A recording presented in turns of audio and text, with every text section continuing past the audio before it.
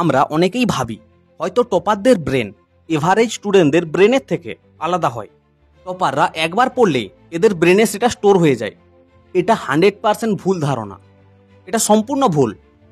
প্রত্যেকটা topper daily স্কুলে যেটা পড়ে বাড়িতে এসে সেটা রিভিশন করে, টিউশনে যা যা পড়ে সেটাও বাড়িতে এসে আগে রিভিশন করে, আবার নিজে যেটা পড়ে সেলফ স্টাডি সেটারও ডেলি রিভিশন করে। এবার সকলের মনে একটা প্রশ্ন আসবে যে এত রিভিশন, এত সময় কোথায়? ডেলি রিভিশন করার জন্য সময় একদমই কম লাগে, একদমই কম। স্কুলের স্যার যেটা পড়িয়েছে আমি যদি বাড়িতে এসে শুধুমাত্র 30 মিনিট একবার চোখ বুলিয়ে নিই, ওইগুলোকে একবার রিকল করে নিই, যে স্যার যেগুলোকে বলেছে মেন মেন কিছু পয়েন্ট আমি লিখে নিই, একটা রাফ নোটস বানিয়ে নিই শুধুমাত্র মেন মেন পয়েন্ট লিখে, তাহলে ওই পড়াটা আমার ভালোভাবে রিভিশন হয়ে গেল।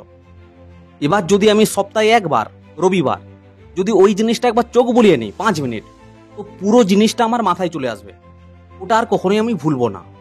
একইভাবে টিউশনে আমি যা পড়ে আসবো বাড়িতে এসে আগে একবার সেটা দেখে নেব, মেন মেন কিছু পয়েন্ট রাফ খাতাতে লিখে নেব।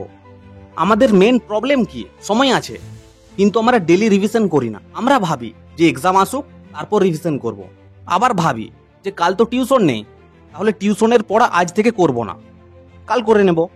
এরকম এতে করে কি হয়, আজ আমি যেটা পড়ে আসছি ওটা যদি আজই আমি রেডি করি তাহলে ওটা সময় লাগবে 30 মিনিট।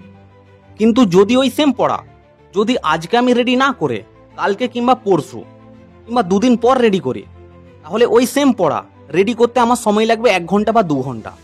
আজ পড়ে আসছি, আজই যদি আমি রেডি করি তাহলে একদম কম সময়ে হয়ে যাবে। কিন্তু আজ পড়ে আসছি যদি 2 দিন পর রেডি করি তাহলে ওই পড়াটাই রেডি করতে অনেকটা বেশি সময় লাগবে।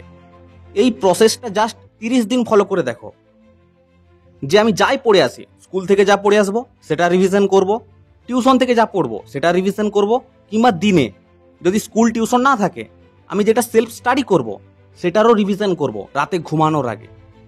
তাহলে তুমি দেখবে অটোমেটিকলি তোমার কনফিডেন্স একটু একটু করে বাড়বে।